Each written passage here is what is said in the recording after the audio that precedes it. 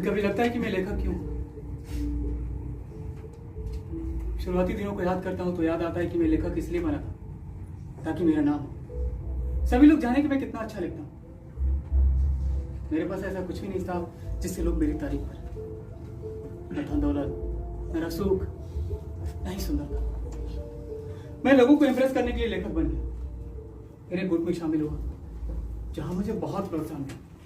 वहां जाकर मुझे एहसास हुआ कि मैं कोई साधारण आदमी नहीं, बल्कि मेरा जन्म तो इस दुनिया को बदलने के लिए हुआ है।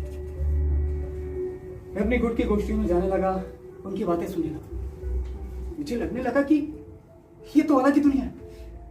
मैं अभी तक क्या लिख रहा था, जबकि मुझे क्या लिखना चाहिए था। मेरे मन में अब लेखन की जगह इनकलाब आ गया। मेरी कहानियों में इनकलाब, मेरी कविताओं में इनकलाब, मेरे उपन्यासों में इनकलाब। मैं पहले अपने वाक्यों को सुंदर बनाने के लिए नए नए शब्द गढ़ता था, रात रात भर जगता था। उसमें रस, छंद, अलंकार भरता था, काव्य सौंदर्य आता था। अभी तो सबकी निगाहें मेरे ऊपर पड़ी थी, लेकिन उसके बाद मैं आग उगलने लगा। ढूंढ ढूंढ कर ऐसे दृश्य सामने रखता जिससे द्वंद्व हो, असंतोष हो, लोग उत्तेजित उठे, हाथों में लाठियां और बंदूकें उठा ले, तब तो ताज को पलट दे, क्योंकि इसी राज्य कानून और व्यवस्था में अन्याय है, अत्याचार है, भ्रष्टाचार है, मैं मानने लगा। संधि समाज क्या है सब भूल गया, रस, छंद, अलंकार सब भूल गया। लेखन के नियमों को मैं जैसे जैसे तोड़ता गया, महान से महानतर की सीढ़ियां चढ़ता गया। मैं ऐसी ऊंचाई पर पहुंच गया कि अब मैं लेखक नहीं, देश की दिशा बदलने वाला बुद्धिजीवी राजनीतिज्ञ बन गया। अपनी पोजीशन और हासिल किए गए पुरस्कार, सम्मान मेरे अस्त्र हो गए। मैं उनका उपयोग करने लगा। जिस छल से मैंने उन्हें हासिल किया था, उसी छल से मैं उन्हें लौटाने का हंगामा करने लगा, क्योंकि मेरा मकसद अब दुनिया की तस्वीर बदलना नहीं, सिर्फ और सिर्फ हंगामा खड़ा करना हो गया।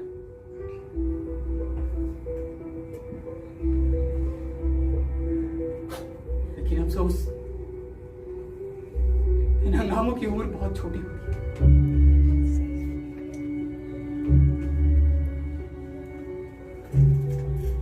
अब मेरे पास कुछ भी नहीं, जो कुछ भी है सब दिखावा है। एक छवि छवि जिसे बचाए रखने में ही जया हो रहा। अंदर ही अंदर फिर से तलाश हम अपने भूले गए मुहावरों, रस, छंद, अलंकार, जिससे मेरी अनुभूतियों को कुछ तो सुकून, कुछ तो संतोष है।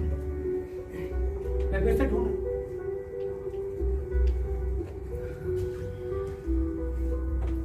मैं इस कहानी में भी नमक मिर्च लगाकर इसे सनसनीखेज बनाकर छपा था, लेकिन अब ऐसा करने का मन नहीं करता। मुझे अब सच्चाई की तलाश है। सविता की बहस सुनकर मुझे ऐसा लगा कि मैं इस कहानी का क्लाइमेक्स होगा, लेकिन कैसे? जो हुआ उसे कैसे ना लिखूं, और जो नहीं हुआ उसे कैसे लिखूं?